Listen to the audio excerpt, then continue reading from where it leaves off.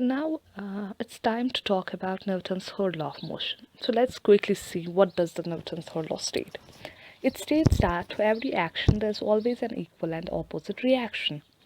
And this is the most popular law of Newton. Most time you see people say that to every action there's equal and opposite reaction. So that means for every force which is exerted on an object, there's an equal and opposite force which is being exerted on that object. So this law is the interesting one. Let's suppose this boy Ronnie is holding a ball, and by holding the ball he is exerting some force on the ball. So the ball will also exert an equal and opposite force on Ronnie's hand. So that's what Newton's law, third law, stated. Now the force which is being exerted by the ball by this boy, which is exerted by this boy and the ball, that's known as action, and the force which is being exerted by the ball in return, that is called reaction. So let's suppose if you are having an object O and we apply an external force F on it. Now this external force is your action. Now when you apply force F on it, this object will exert an equal and opposite force on your hand. And this force which this object exerts in opposite, that's called reaction, because it is replay of action. So when we talk of Newton's third law, you must think of an example, the apple falling down the tree. This is the most famous story related to Sir Isaac Newton. Once so happened, Newton was sitting under the apple tree and an apple fell on his head. This made him think that what attracted apple.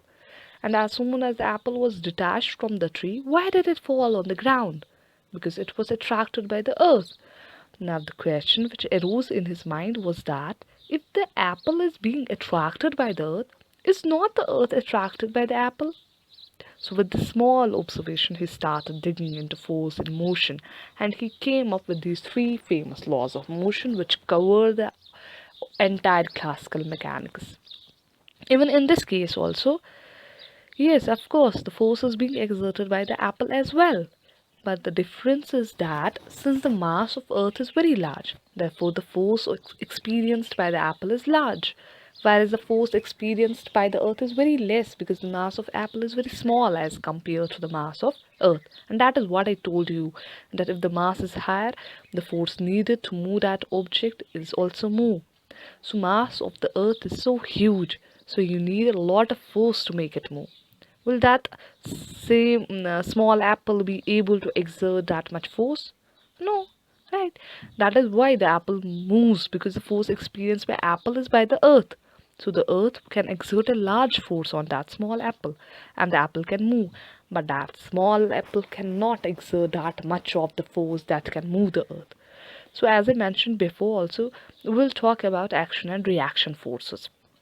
So action and reaction forces always act on different bodies.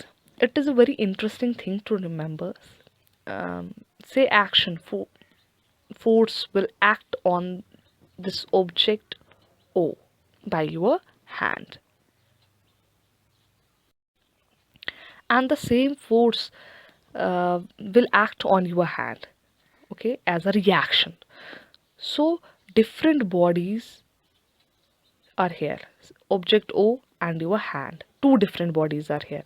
So action and reaction forces occur at the same instant.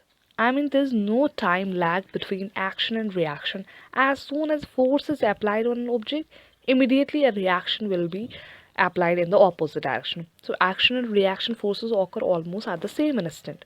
Now, many people think that the relationship between action and reaction is same as cause and effect relationship. That means first action occurs and only after that reaction occurs. But it's not like that. An action and reaction occur at the same instant. So an important thing to remember is that there is no cause effect relation between action and reaction. Cause effect relation means, as I said, many people have this misunderstanding that action is the cause which give rise to reaction. So reaction is the effect, but it's not like that. As soon as there's an action, there's a reaction at that same instant.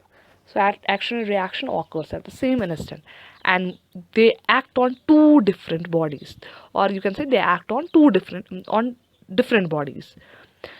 if action is FAB, that is force exerted by A on B, then reaction would be minus times FBA.